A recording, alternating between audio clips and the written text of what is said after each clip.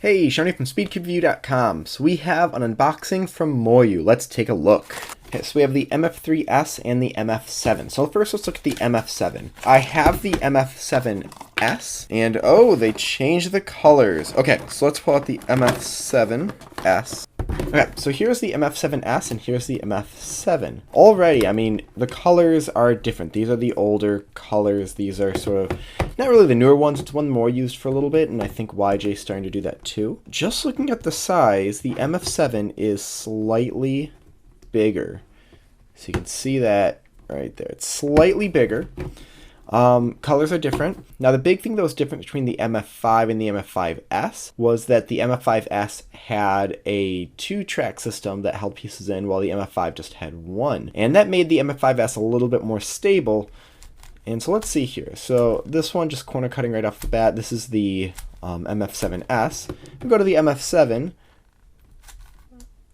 I think that's what this is too, because if you look, corner cutting seems a bit more, but much easier to have pieces misalign. It's a little bit slow, but it seems like it's really dry right now, so some lube will definitely help that out. Now, just like the MF5 and MF5S, it seems that the MF7 and MF7S, that this is going to be just a cheaper version, and just a little bit more budget than what this one is. Having more budget ones is not a problem at all, so if you felt like the MF7S was still a little bit too expensive, we have this one. And if you wanted that pink color, we've got that too. So that's about it with this. It's a little bit sluggish now, but of course with breaking in, that will get much better. It has the old school colors. It can kind of flex a little bit more, but it can also misalign a bit more. This one, if you go a bit too far, it doesn't misalign too much. It kind of just stops and gets stuck, which is really good. And this one won't. So that's about it for that MF7. Let's pull out the MF3S.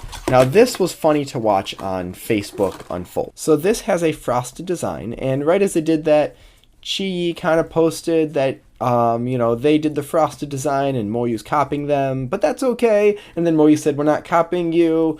It was kind of fun to watch. So this, let's just look at the pieces.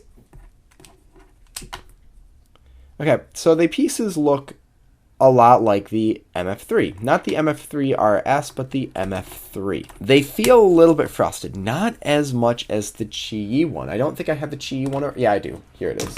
So it's not as frosted, a little bit, but it feels like it moves a little bit faster. Corner cutting is pretty much the same as the other one. You can get a little over 45. Reverse is not too bad, but it moves just a little bit faster. Let me pull out the MF3. Okay, one other thing is that the MF3 has a cap design and the MF3RS does not, obviously. So you can have stickerless, which is really nice. Now, as far as speed, it almost feels the exact same. Almost, maybe even this one's a little bit faster. So even though it's frosted design, and I initially thought it was going to be a faster feeling, it almost feels more controllable. Not sluggish by any means. Like I would probably put some lube in this to slow it down even more. But let's mix it up and just do a quick scramble on this. I'm really liking this. This is this might be one of my new favorite budget ones. I don't know how cheap this one's going to be, but the colors are nice. It feels kind of nice. It reminds me of almost a Yulon more than anything. But okay, so let's do a quick solve here. And